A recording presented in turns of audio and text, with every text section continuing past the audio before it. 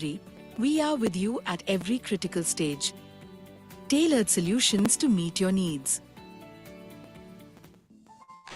Resurgent India Knowledge Series in collaboration with Resurgent Legal LLP presents Critical Examination of Moratorium under IBC.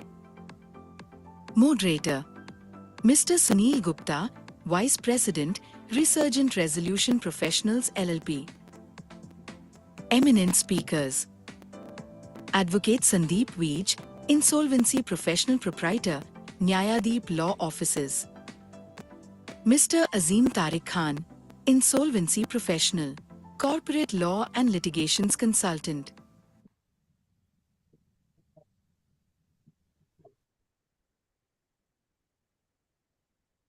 Okay, good afternoon, everyone. Welcome to this knowledge series started by Resurgent India. I think this is our 800th webinar that we are producing here. We are sharing, and we want to share information as usual. One of the critical aspects was the moratorium, on which we want to discuss today. I have two very eminent speakers with me. I am Sunil Gupta, professionally a cost accountant and MBA finance with over 40 years of experience. So I will be moderating this session. And the eminent speaker, first eminent speaker is Mr. Sandeep Veej. He is an insolvency professional and a chartered accountant. I would request Sandeep ji to first introduce himself in a brief so that we can continue further. Hi, good evening. This is Sandeep Veej. I am an advocate, litigation lawyer practicing on the IBC litigation these days under the proprietorship firm of Nyayadeep Law Offices. I am an insolvency professional as well. I did my chartered accountancy and company secretaryship. I did my law graduation as I'm supposed to do for practicing as a law practice. Then I also did my MBA from Indian School of Business, Hyderabad, ISB Hyderabad. I have got an experience of over more than 30 years. I have worked in corporates, handled a lot of litigations, and in practice also insolvency and IBC practice I'm doing. In arbitration also I have a lot of experience in doing domestic as well as international. So it is my pleasure to be here with the Resurgent to share my knowledge with all of you. Thank you. Thank you very much, sir. It is a pleasure to have you on board. Now I will introduce Mr. Azim Tariq Khan. He is again an insolvency professional and a company secretary. And he is a very eminent in his litigation part. So I welcome Azim, Mr. Azim Tariq Khan. I will request Azim to please introduce himself or in brief. Thank you, Sunil sir. First of all, it's my pleasure to working with you and also Mr. Sandeep Veej. I'd done some assignment with Sandeep ji, so I have learned a lot from Mr. Sandeep ji also. By qualification, I am a fellow member of Institute of Company Secretaries. I am a chartered management accountant as well as insolvency professional and a law graduate. Presently, I am in the field of legal consulting, specifically in the insolvency and bankruptcy code and company law matters. So we will discuss here the effect of moratorium. So this Sunil ji, you can start the webinar as per your flow. So okay. We can. Thank you, Azim ji. Thank you very much for your introduction. It's a pleasure to have you here. And I hope that your knowledge will be very, very informative for particularly the past participants who are there and for me as well. So I'll start, Sandeep ji, with you. I think with the moratorium being very, very important factor that we are having, and there are a lot of critical questions which are arising. One is the law itself is having some ambiguity. And secondly, the jurisprudence has also given some space for interpretation. So in order to clarify certain points, I will take up one by one. Sandeep ji, I would request a simple question for you. First question is, in the matter of arbitration, there can be two cases. One is the arbitration by the CD, having a counterclaim against by the respondent. Similarly, against the CD, having the CD having a counterclaim. Now, whether they can run or they cannot run, and then there can be another portion of that, whether it is initiated by before ICD, initiated after ICD, initiated before ICD, but it is still running. And the definition of initiation. These are the certain question, I think, which will embark how the the moratorium will work in arbitration, sir. Please. Yes. So essentially, the moratorium is given during the CIRP. It is given under Section 14. Whenever any order is passed by the adjudicating authority for admitting any corporate debtor into the CIRP, in that order itself, the adjudicating authority pronounces that the moratorium starts. And the moratorium under the CIRP is given in Section 14. Now, if we read the section 14, section 14.1 says, which is very critical for our discussion today, it says subject to provision of subsection 2 and 3 on insolvency commencement date. This is what I said. The adjudicating authority shall by order. There has to be an order by adjudicating authority, which is the admission order, declare moratorium for prohibiting all of the following. Now, there is a subsection 1. 14.1 and then A. Clause A says the institution of or continuation of pending suits or proceedings against the corporate debtor, including execution of any judgment, decree or order in any court of law, tribunal, arbitration panel or other authorities. So now I will pause here. So now this section itself says that there will be a moratorium qua the arbitration proceedings. Now you have rightfully asked what will be the situation if the arbitration is there, which is continued before start of the CIRP process and after start of the CIRP process. Now, as far as my view goes, if there is an arbitration proceeding which has already been started, it will come to a stop. It cannot continue. This is what the moratorium means. Now, new proceedings, of course, cannot be started. Now, there are certain judicial rulings, jurisprudence on this aspect, which has been critically examined. And we have with us one judgment of Supreme Court. Now, Supreme Court, in the case of Alchemist Asset Reconstruction Company versus Hotel Godawan, has very clearly laid down the principles. And it says once the CIRP started, commenced, and moratorium begins, arbitration proceedings cannot continue against the corporate debtor. Now it says against the corporate debtor. This is what the first jurisprudence we have. Then there is another jurisprudence we have of Delhi High Court.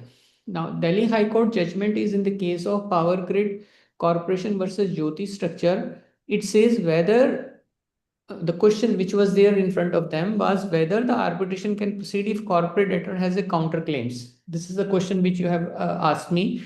This has this has already been addressed by the Delhi High Court in this judgment, Jyoti Structure judgment, and the court has held that the court allowed arbitration to continue only to adjudicate the counterclaims of the corporate debtor.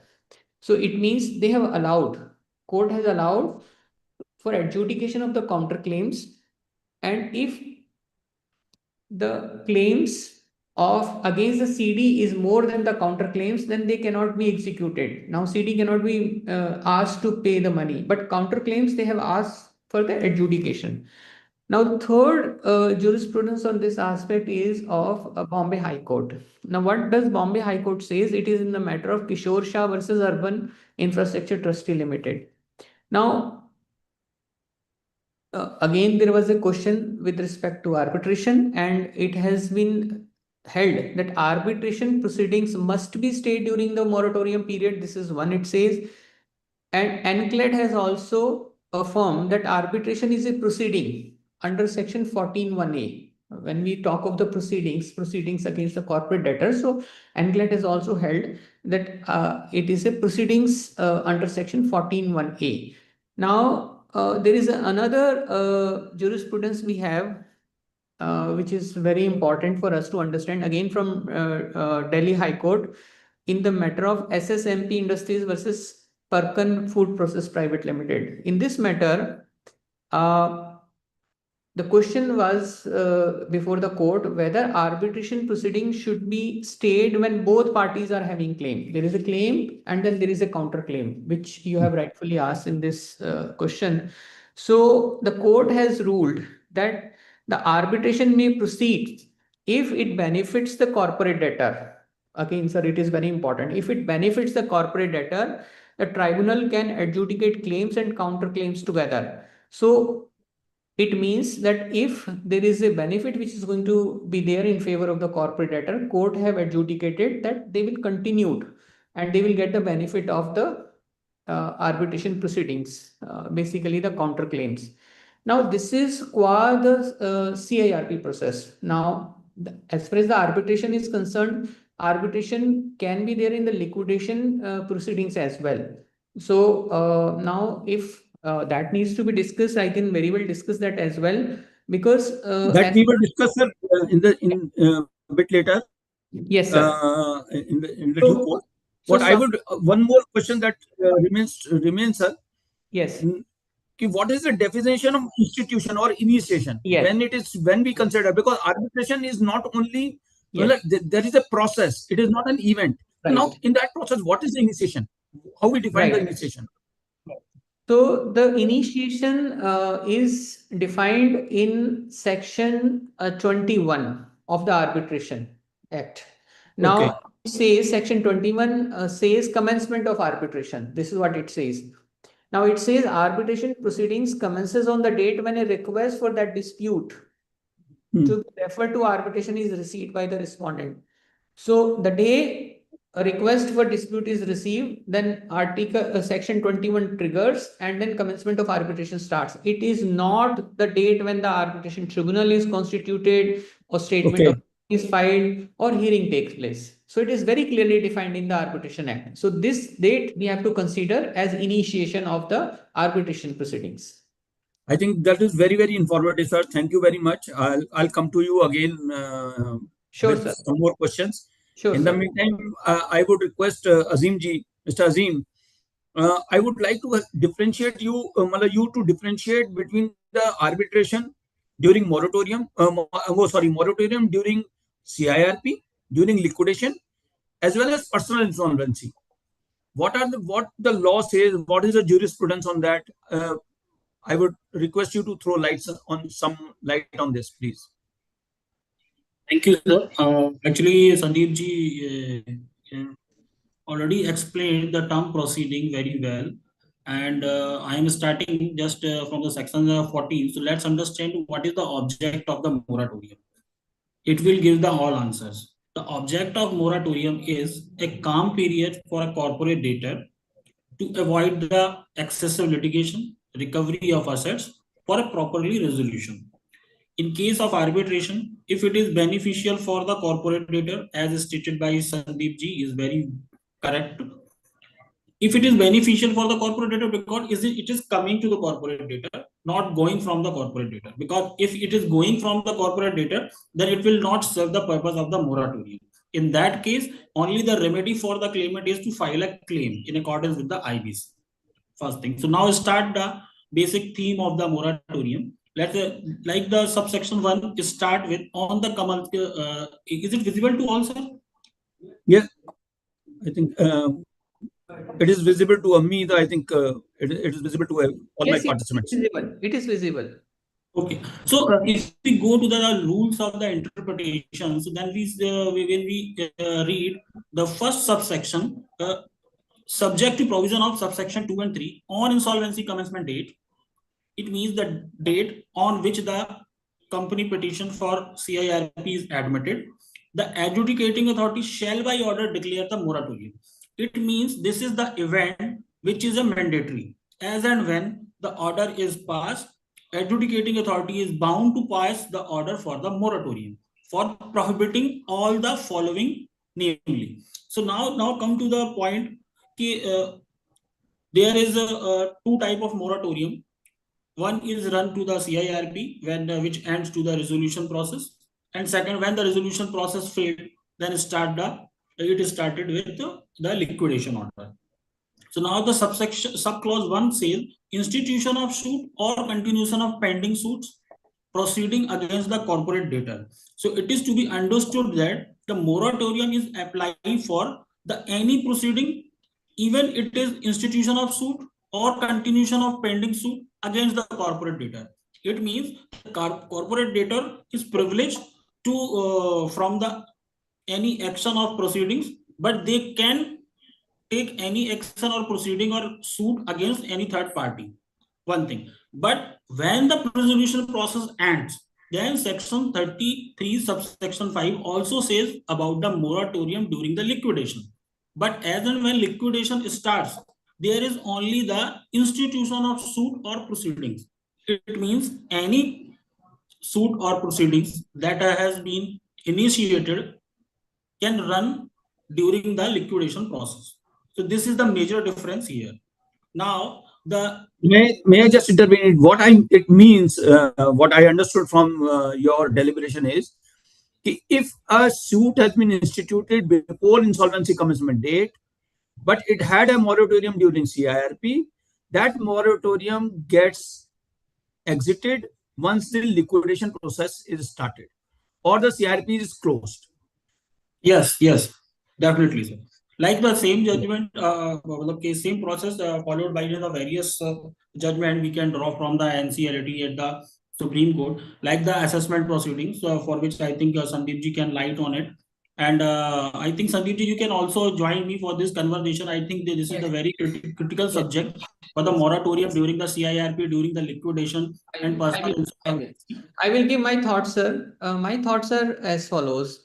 Now, as far as section 14 is concerned, this is applicable during the CIRP period. When there is a moratorium which is applicable during the CIRP period, it means nothing can survive against the CD. No proceedings, no actions, no decree, nothing can be taken against the CD.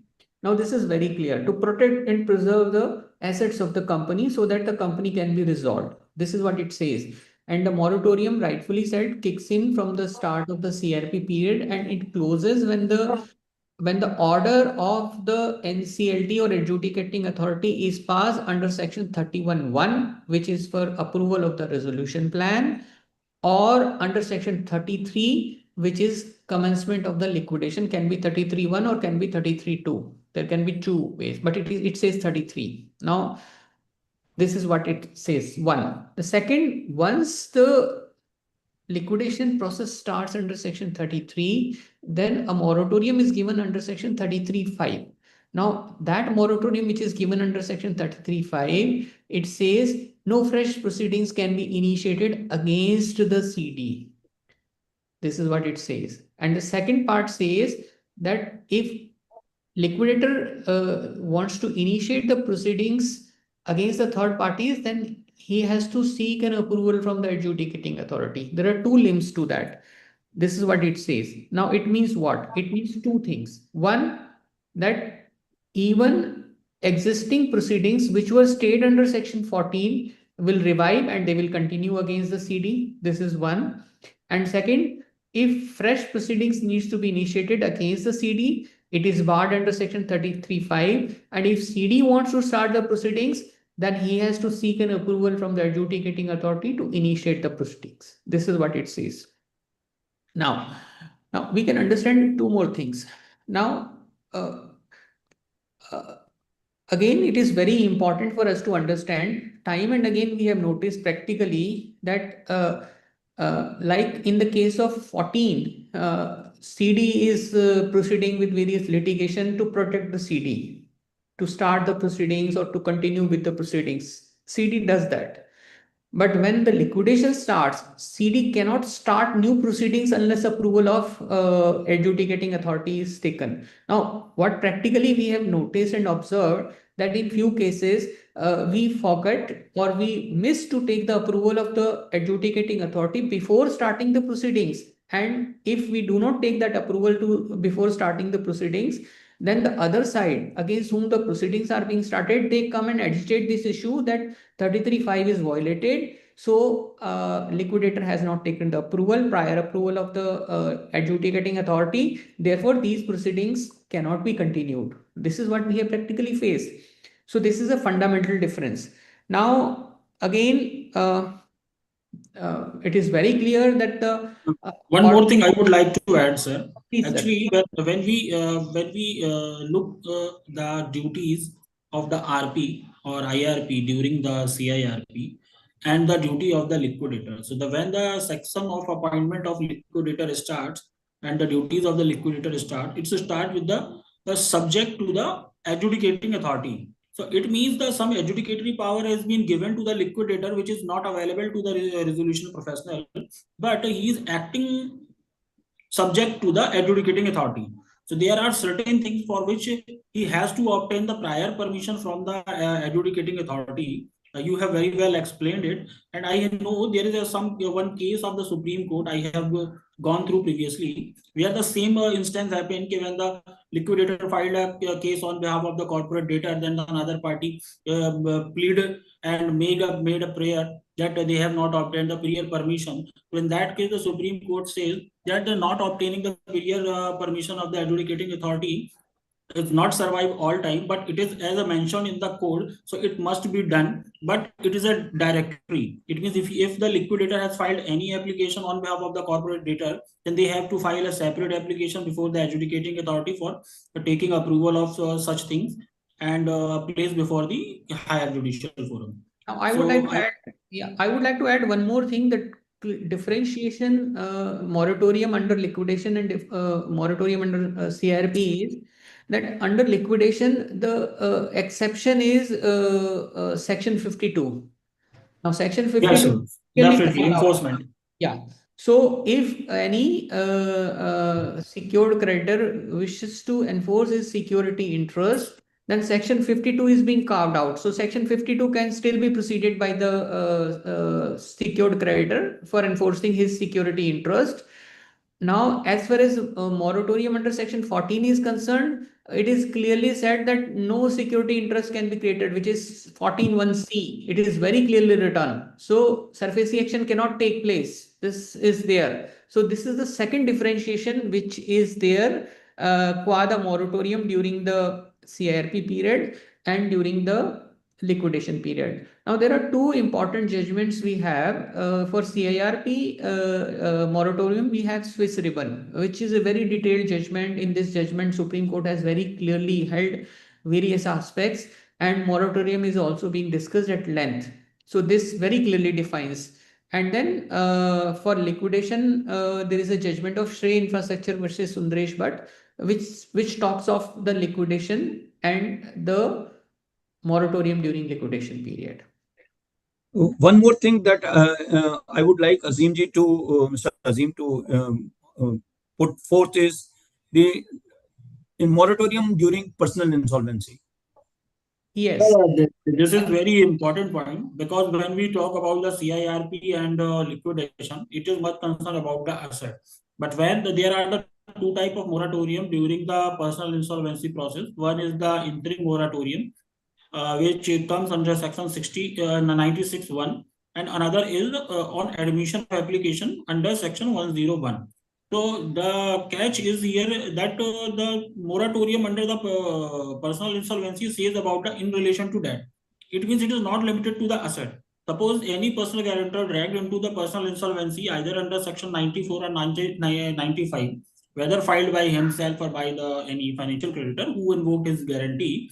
In that case, all debt relating to the personal guarantor is protected under the interim moratorium first when it is filed, and then when your petition is admitted under section 100, then the moratorium 101 kick start. But there is a specific difference. When we talk about the section 14 of the CIRP, it says that the moratorium starts from the insolvency commencement date and sees if the resolution plan approved or the liquidation order passed. it means it is not limited to the 180 days whatsoever given in the section 12, which is the period of the CIRP. But when we comes to the personal insolvency, the section 101 says that it starts from the admission of the petition and shall end at the 180 days. So there are a number of judgments of the Honorable NCLT and NCLT which clarified that the period after moratorium under 101 is only limited to 180 days. It means the moratorium cannot be stopped. It ends on 180 days, but the creditors and resolution professional, as the case may be, subject to the particular facts and case, may extend the insolvency resolution process time. But it means that when moratorium ends, it means the right is available to the creditor to enforce their security after 180 days. I think Sandeep ji, I am clear on it. So, sir, he has very rightfully discussed this aspect. Now, the fundamental issue is that 96 triggers when the application is filed, whether under section 94 or 95. Now, what we have noticed that till order is passed by the adjudicating authority. Exactly. This was the question, next question that I was coming, because when 180 days from 96, there is a possibility that the 101 it doesn't triggers because the orders is not passed by under section I'm 100. coming on that, sir. I'm coming on that aspect because Yeah, please, practically please. what we are seeing every day in the courts, either 94 application is filed or 95 application is filed. Once these two applications, either of the two is filed, then 96 moratorium triggers. Once the 96 moratorium triggers, there is no time limit. It can continue for 1 year, it can continue for 2 years, and we have noticed that there are applications which are pending before the courts, and moratorium is being enjoyed by the personal guarantor, and more than 2 years, 3 years. This is what we have observed because there is no time limit till the order under section 100 is passed. This is one aspect. Second, once the order is passed, then 101 triggers. Once 101 triggers, then there is a period which is defined, which is 180 days. Now, this 180 days cannot be extended. It is 180 days. It is very clear this period cannot be extended. Now, there is another aspect which is very critical for personal guarantors, that repayment plan fails. Once repayment plan fails, then BCD starts, bankruptcy commencement starts. Once the bankruptcy commencement starts, so technically what we have noticed after this order of closure of personal insolvency process and start of the bankruptcy commencement, there is a time lag of 10 days, 20 days, 20 days it takes for filing an application before the court. Now, during this period, what we have noticed, practically, promoter sells the assets. When promoter sells the assets, there is no moratorium in place because insolvency process is not there because it is closed once the order is passed by the court that resolution of personal insolvency is failed. Bankruptcy commencement hasn't started yet.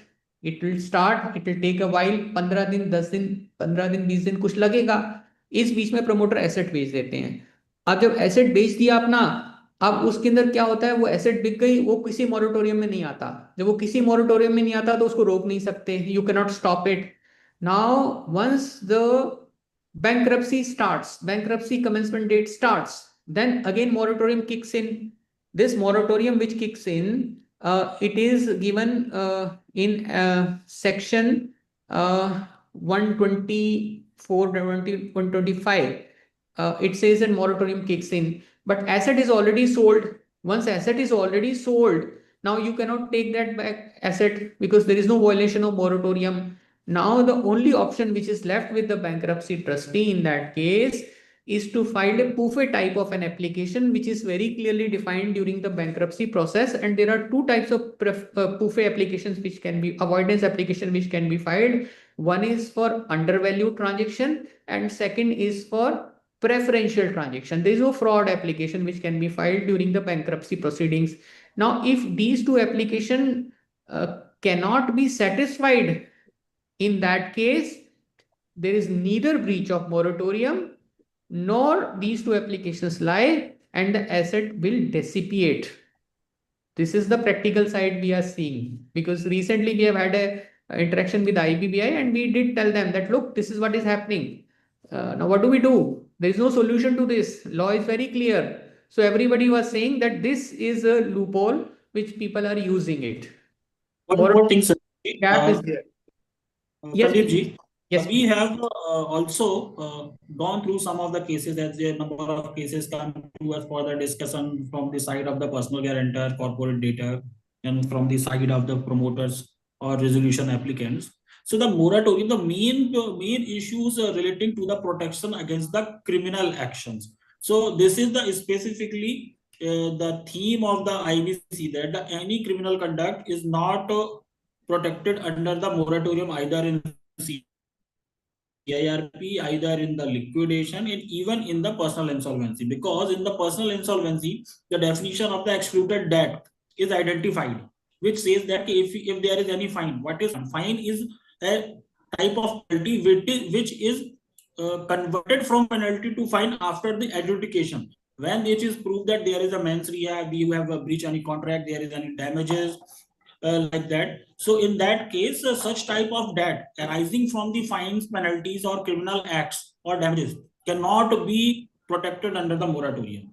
So the most of the times the personal guarantor filing the section 94 application, and they think that the interim moratorium kicks in, so then they are protected from the 138 proceedings or the proceeding from the SEBI or the any fine or penalties of the income tax or GST. So that is not possible in any moratorium, because all the criminal act are outside the moratorium. I think, Sandeep ji, am I right?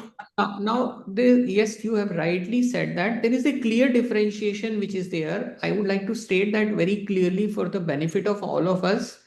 96 moratorium is little different, but once the 101 moratorium triggers, during the 101 moratorium, we read 1012 subsection 2C. The debtor shall not transfer. Debtor means the personal guarantor shall not transfer, alienate, encumber, or dispose of any of his assets or his legal rights or beneficial interest therein. It means he is prohibited to transfer his assets under 101 moratorium. Now, 101 moratorium will come to an end once the order is passed by the adjudicating authority, which I have just mentioned a while ago, that insolvency resolution process qua the personal guarantor is failed. Now bankruptcy will start. So therefore, what we have noticed that in few cases, the promoters or the management or the directors have been able to alienate their asset during this gap period. This is what I was explaining. And fundamentally, the moratorium which triggers after commencement of Sir, bankruptcy. thank you very much to both of you for Yes, please. enlightening. So what I will let us go to the next topic on that.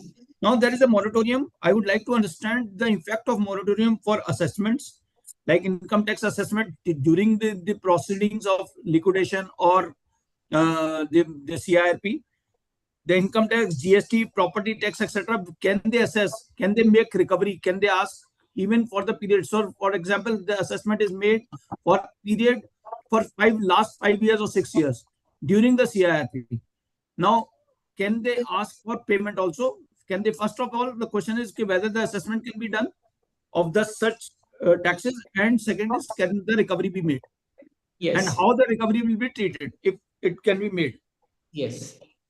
Now, this is a very interesting scenario which we are facing on a daily basis with respect to the various tax authorities. Now, as far as the assessments by the income tax or by GST or by any assessment processes are concerned, they are not stayed. They will continue. The processes will continue. They will do their proceedings. They will continue with the proceedings, and they will establish the demand, whatever demand they want to establish. Now, as a resolution professional also, we are expected to participate in the assessment proceedings so that we represent the corporate debtor to the extent possible based on the available records and try to get a fair assessment done. This is what we are supposed to do. This is one. Now, second, even proceedings can be continued, and if proceedings are continued, if there are certain demands which has been established by the tax authorities, for example, income tax.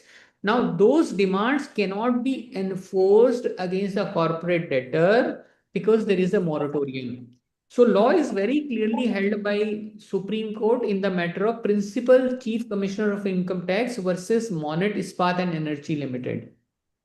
In this matter, it was with respect to the proceedings under the income tax, and the Supreme Court has very clearly held that the IBC will override the all other acts, and Section 238 will trigger in, and proceedings can continue.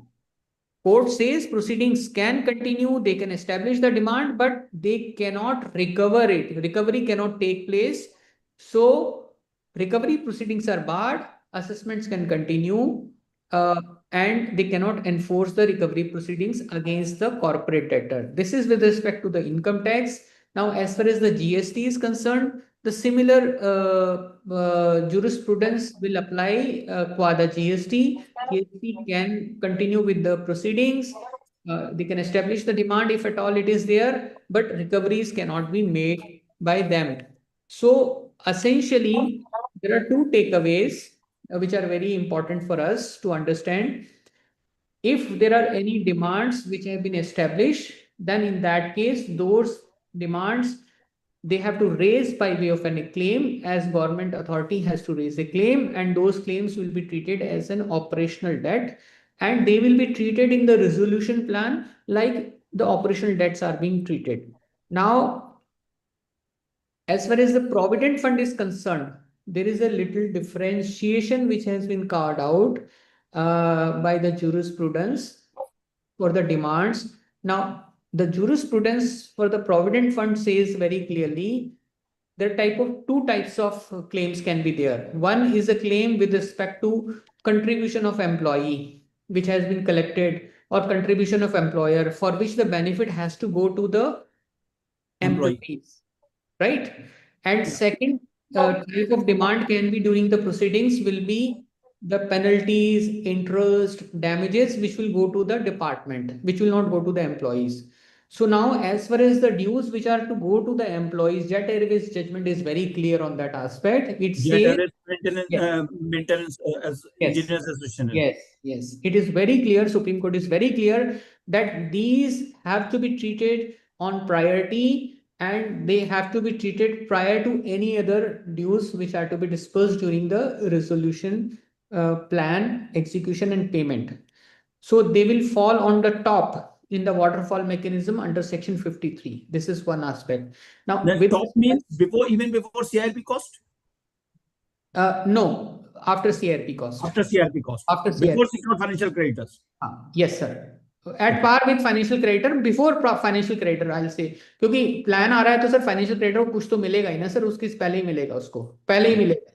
दूसरा, second aspect, interest, penalties, damages, if they are there, then they will be treated as a government dues, and they will be treated as an operational debt, and they have to be paid like any other operational debt is to be paid, very low in the ladder of the waterfall mechanism.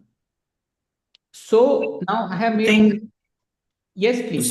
Sandeep ji, one thing I would like ये जो आपने issue EPF का था, इसमें मैंने काफी study किया. I have learned various judgments and contrary judgment as well. But there is a maxim, and this is a doctrine of binding precedent. Okay. So if any precedent or any judgment is given by the Supreme Court, then all the lower courts has to be followed. There are number of judgments of Supreme Court which says that the employer comes to, when we come to the of the EPFO Act, which says that, I think the section 13, which says about the first charge. So the Supreme Court interpreted that the first charge include the entire amount. It includes the interest, penalty, even the damages.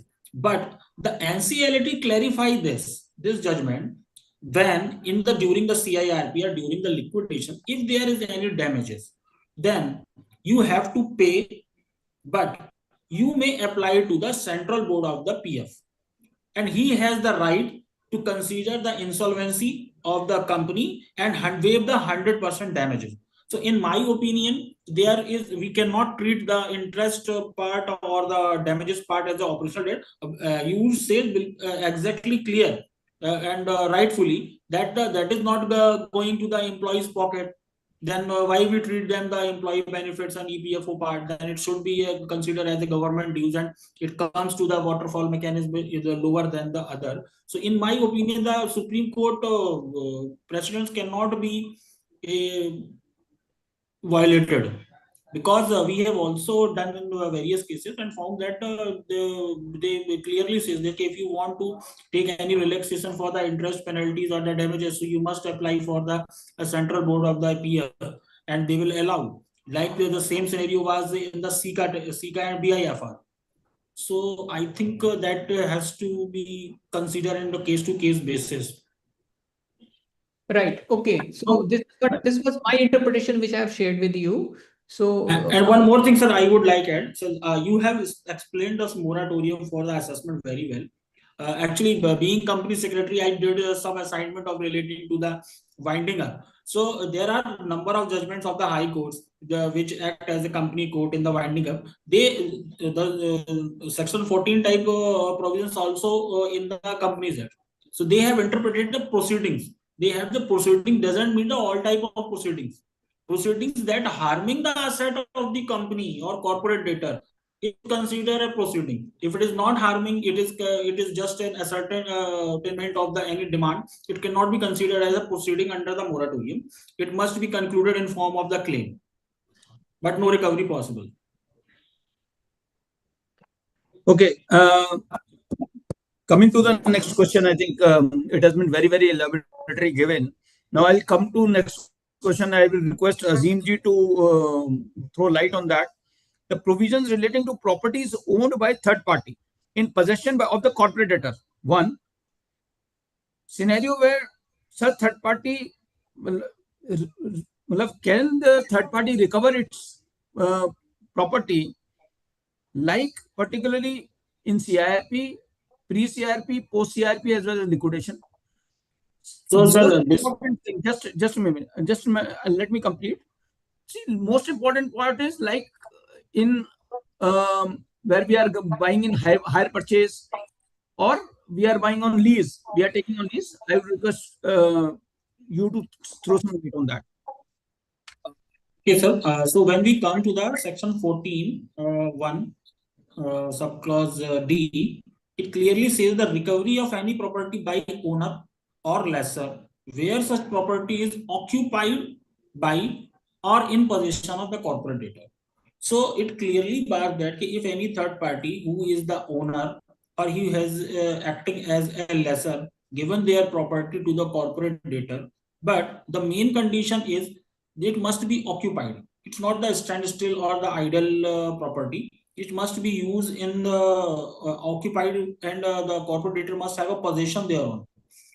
And prohibition is on the recovery. So you said about the hire purchase and operational lease and financial lease. So suppose if there is any equipment supplied to the corporate debtor for any operational lease, then the pre-CIRP, before the CIRP, there is if there is any dues, then the should file their claim as operational creditor, and IRP has to entertain them as the operational creditor under the resolution plan in their information memorandum. And one of the judgment I gone through, wherein it is specifically mentioned that if there is any asset which is owned by the third party but in the custody or control or occupied by the corporate debtor, must be disclosed in the information memorandum, because it may possible that the corporate debtor running its going concern status due to such property or such asset which is not owned by the company. So it must be treated under the resolution plan.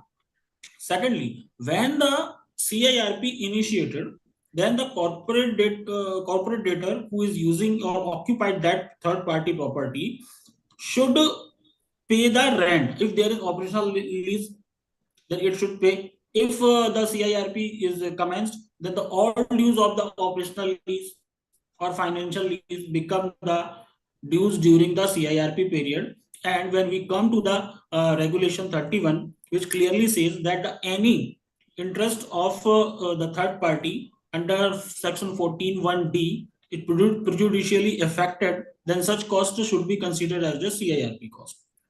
But one more it thing is in changed. this, I will just give me a second. I'm just intervening you on that. See, there is a possibility that, and this is a very very practical aspect. I'm sharing with everyone. See, during CIRP, normally we don't have funds. The COC is not contributing. The company is not operational, or it is not adequate, generating adequate funds, not even only to meet the employee cost. Now, in that case, running is important for me for an IRP or the IRP, but it does not have funds to pay to the lesser or the hire purchase under the hire purchase agreement. Now, it will be CRP cost. I am not doubting on that, but how to pay? Where to pay from? And what Sir, happens then if I am not paying? Can he get back that property? Can I say something practically? Please, sir, please. Sir, now I would like to address your point, which you have very valid and rightfully raised. I'll give you two examples. Now, these two examples are very well establishing the practice. Now, suppose there is a company, practically, I have dealt with this situation in the courts, which I am sharing with you. Now, in one of the matter, it is in public domain. I can name that future supply matter was there, where future supply retail works on various godowns. They take various godowns on rent, and then various goods of the various people are being kept there, and they charge the money. Company went into CIRP. There were certain dues which were prior to CIRP, and there were certain dues after CIRP. Now, when the company was not in a position to make the payment during the CIRP, which rental, which forms part of the CIRP dues, which is very clear, but they could not pay. Since they could not pay, the court has decided that, look, you have taken the premises on rent, you are using the premises which is given to you by the landlord, and lease was not terminated prior to CIRP date. This is very clear. Lease was continuing lease. So you are supposed to make the payment of the rental for the godowns to the owners. If you do not pay, then you have to vacate. Please vacate the godowns. There is a clear order which is given by the NCLT. We challenge this order in NCLAT. NCLAT has also upheld this order. No, it is CIRP cost. During the CIRP period, you are supposed to make the payment of the rental. You please pay, otherwise vacate. We went to the Supreme Court, and Supreme Court has also upheld the judgment of the NCLAT. So now two takeaways: that lease was not terminated prior to the CIRP commencement date. Lease was continuing, and the CD was utilizing that premises on a rental basis. This is one type of situation. So it has to be paid. Sometimes court are saying, okay, you pay. If landlord is very aggressive, then he will get his premises vacated, and court will allow the landlord's plea to vacate the premise. This is one aspect. Now, second aspect, which is again very important, Noida. We do take land from Noida, which is on a lease basis. Every day we are handling it. Now, as far as the Noida is concerned, the land which Noida has given, they have given on a leasehold basis, because all Yes. Noida land is on leasehold basis. Yes. CD takes it on leasehold basis. Some payment is being made, some payment is not being made because the company is in a financial stress. So certain payment is not being made to the Noida. So now what happens? There are certain dues which are up to the CIRP date, which will form part of the claim. Now there are two important judgments which are very clear. One is Anand Sonbhadra, which says that Noida dues are operational dues. Then we have Prabjot Soni, Supreme Court again. It says Noida is a secured creditor by an agreement, because the agreement says if there is a default, then they become secured creditor under the lease agreement with the landlord which they have entered into. So now up to the CIRP commencement date, this is how it has to be treated. Now there can be a situation where there is a lease deed which is not cancelled. I am saying it is continuing, which is not Continuing lease deed, yeah. Yes, continuing. So if lease is continuing and during the CIRP period, there may be certain lease rentals which may be due, which is not the case normally, because all lease rental are to be paid within 2 years, 3 years, including the premium. And by the time company comes into CIRP, nothing is to be paid on a continuation basis, because everything becomes a past due during the CIRP period and forms part of the claims. So now the question is, can Noida ask for vacating the premises, land, and take it back? This was a question. Now, this question has been addressed by the courts very clearly that look, if lease deed is not cancelled, in that case, you cannot take back the land prior to CRP date. I'm saying you Yeah. cannot take back the land. Whatever dues are there, it will form part of the claims and it will be dealt with in the resolution plan. If the lease is already cancelled prior to CIRP date, in that case, the lease cannot be revived and the possession which the CD is having is little difficult to retain, because when we say that possession cannot be taken by the Noida, it is very difficult. So my take is to, there are examples. One is the Kindle, wherein the lease was cancelled prior to CRP date, and it was challenged in writ petition in Allahabad High Court, which is still not finalized. Matter went to NCLAT. NCLAT said no, nothing can be done. Land is not there. Since land is not there, CRP cannot take place, so liquidation order is passed. However, matter went to Supreme Court. Supreme Court has stayed those liquidation proceedings. This is one aspect. The second aspect, lease is continuing. If lease is continuing, it is not cancelled, which we are seeing in almost every case. Almost every case. So in those cases, Yes. Noida is to be paid his dues as secured operational creditor. This is the law. One very small point I would just like to ask, and it's a very, very practical aspect. Corporate debtor has given one of its premises on lease. Now that lessor has not paid the rent for quite some time. The corporate debtor has cancelled the lease. The matter is sub judice. Now a lot of material is lying of that lessee in the premises of a corporate debtor, but which was under control before ICT. It was under control of the lessee itself. Only when the RP came into the shoes of the corporate debtor, then RP took control of the things, but still the ownership of that material is with the lessee. Now, can lessee take that material under being moratorium? Because I think it is not covered under D. Sir, I will explain, sir. Practically, we have dealt with this situation. So I am giving you first-hand experience from the court. It is coming from the court. This is what I'm sharing with you. Now, what has happened? Fusion Supply case, they have taken the go down on rental. So Yes, since sir. they took the go down on rental, so they were keeping goods of various people. The various people were keeping the goods inside the premises, and CD was taking some rental for keeping Yes. the premises of go down. Now, since the CD has gone into insolvency, now goods belonging to third parties are there. So there are two litigation. Third parties asking return our goods. This is the question you have asked, and the landlord is asking give me the rental. So these are the two questions, right? So landlord asking give me the rental. I have already discussed that till Supreme Court. What has happened? Yes. Now, Yeah. as far as the third parties are asking return my goods which is lying in your premises. Now, NCLT has very clearly held that please return these goods. Okay. This does not belong to you. They have simply kept these goods in your premises. Safekeeping godown में माल रखा है. Please return it back to them. And we had to return the material back to the owners. There are certain precautions which has to be taken by the resolution professional before he implements it. He has to see whether goods were duly received by the CD, whether proper records are being maintained, whether ownership documents are there. All those. In this case, see, in this case, what is happening is CD is even in control of those go downs. Only thing is he is on behalf of those third parties. He is maintaining that go downs and is keeping. Yes. In our case, the entire premises has been given on lease, where for quite some time he was keeping his goods, he was keeping his material, raw material, and finished goods as well, some machines also. Now, and it was in control of that lessee. Let me be very, very frank on that. It was in control of that. It was in custody of that lessee. When RP took over the company, then we went and informed the lessee that now we are in control.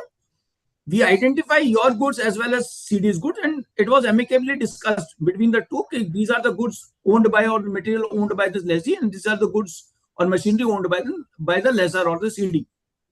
Now, Sir, in this case, what will happen? sir, it very clearly says, now the premises you have given it on rent. Yeah.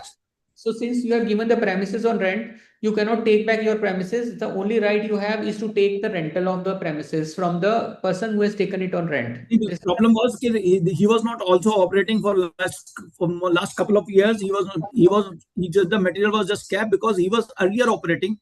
For last 2.5 years, there was a litigation going on between the lessor and the lessee, Yes. and they were not operating. Had they been operating, yes, you are right. I cannot take control of the things. Yes. But because they were not operating, even the lessee was interested to hand over the things to us. Only thing is the material was lying. Our lessee is interested in taking over the material so that at least we can dispose of the material. Now, sir, this becomes a very difficult question. Honestly speaking, this is the practical side of it. Now, if I am an RP, if I am being asked, yet you return my material, in that case, what I will do, I will not return the material. I will go in for litigation and get the order from the NCLT so that there is a clarity. Because tomorrow there may be a situation where I may be blamed that you have returned this material which was not. If I'm taking the approval of COC, Sir, COC approval is okay to an extent, but there has to be a judicial order. If there is a judicial order to this effect, then you are safe. Otherwise, what okay. will happen? Otherwise, what will happen? Tomorrow, your conduct may be questioned by the promoters or maybe by some No, third. that's why I'm saying when the goods were identified, the promoters was also they identified that these goods are not belonging to me because for last 4 years, 5 years, or 6 years, this has been leased and there is no goods owned by me. And then even the machines have been identified while taking over. Then the lessee was there, as well as the promoter was there. जी promoter तो ये चाहेगा कि asset चली जाए बाहर, वो तो कहेगा ये है ही नहीं सिटी की, ये उसी की है, भेज दो बाहर. This is what the intention of the promoters are always there. So as an RP, it is in our interest that we have to protect ourselves. So my request and advice is that we should take a judicial order to this effect so that we are safe tomorrow. This is only. One more question I will request Sandeep, which is for your we are at the verge of closing this, but I'll request your intervention on that request. See, in one case, there is a matter, the CD has initiated arbitration against the FC. Yes. And FC, that was discussed, that arbitration matter was discussed during the NCLT also. There is a claim. That claim was not established during the NCLT Section 7 application, and Section 7 application by the same FC was accepted by NCLT and CRP has started. Yes, sir. Now, problem with the RP is at one place,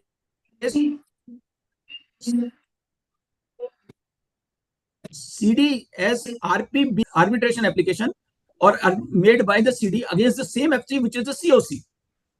G. And there is a single person COC. G. So there is a conflict of clear conflict of interest where CD is having interest against the FC, and FC definitely would not like to continue with the arbitration. Number one. Number two, the FC has also have a counterclaim of more than the amount which has been claimed by the CD. Sir, I will address this issue as follows. It's a little complicated. I will address this issue as follows. Now, number one, there is a CRP which is going on. Since CRP which is going on, there is a moratorium against the CD. Now, anybody in this world is having claims against the CD, they cannot be enforced. They are strictly covered under Section 14 and moratorium is in place. Now, if CD is having counterclaims, we can pursue the counterclaims. There are judicial ruling to this effect, which I have already discussed, which says that you can pursue your counterclaims and CD can get benefit if it has to get a benefit. This is the second aspect. Yeah. Now, the third aspect is that if the amount which is claimed by the financial creditor as such is under arbitration, it means it is under litigation. If it is under litigation, then there is a clear provision which says that it is contingent upon the outcome of an order of the court, order of a tribunal. Regulation 14 of CIRP triggers in. When Regulation 14 of CIRP triggers in, which talks of the contingent claims, amount which cannot be determined or decided because it is under litigation, it will be decided when it is decided. The claim the same matter was discussed during the insolvency commencement under section 7. The Gupta ji same matter. Gupta ji मैं And answer कर देता हूँ, मैं आपको answer कर जी, देता हूँ 1 ही minute के अंदर। मैं ये कहता हूँ जी, वहां पे तो आपको थ्रेशोल्ड चाहिए 1 करोड़ रुपया की, if it is more than 1 crore of rupees and if there is a default which is established, then section 7 will be admitted. Court will go into only three aspects: debt, yes there is a debt; disbursement, yes there is a disbursement; default, yes there is a default. Now if these three things are satisfied, section 7 is admitted. There is no question asked, no dispute, nothing is asked. Even if it is disputed, 9 के अंदर dispute चलता है, 7 में कोई dispute नहीं चलता है। Law is very clear, jurisprudence is very clear on this argument that disbursement default section 7 is admitted. One.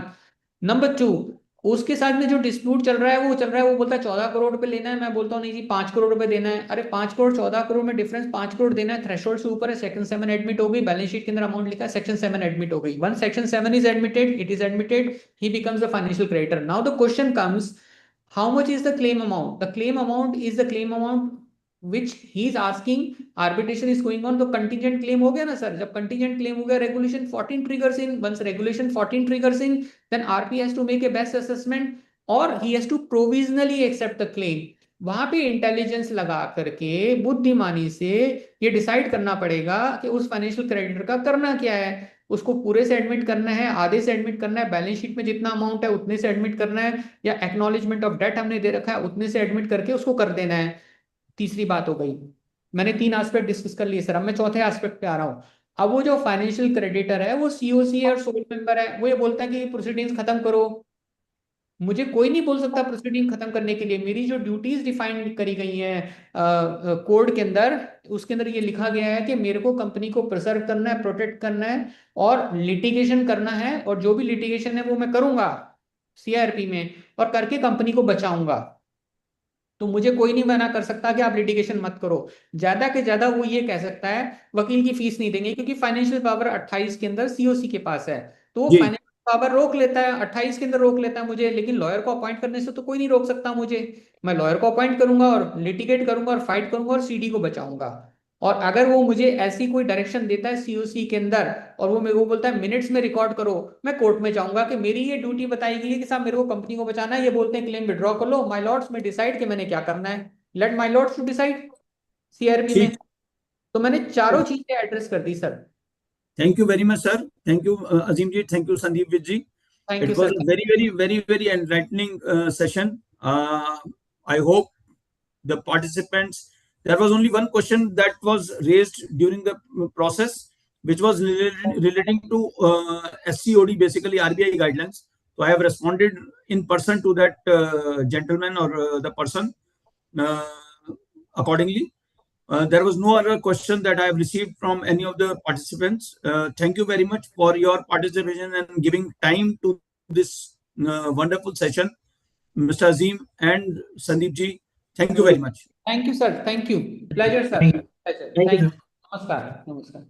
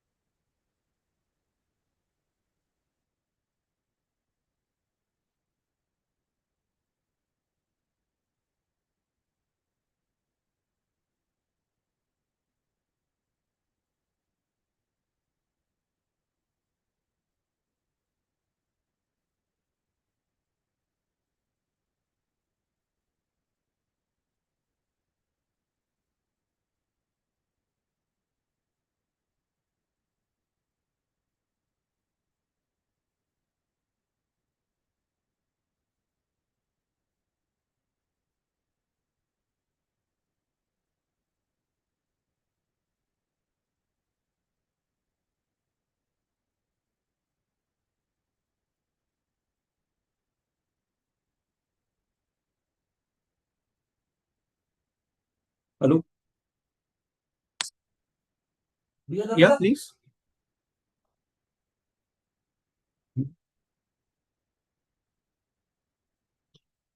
Ji,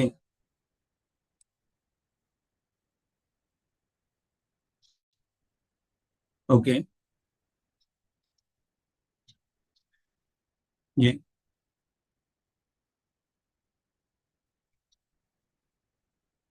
Yeah.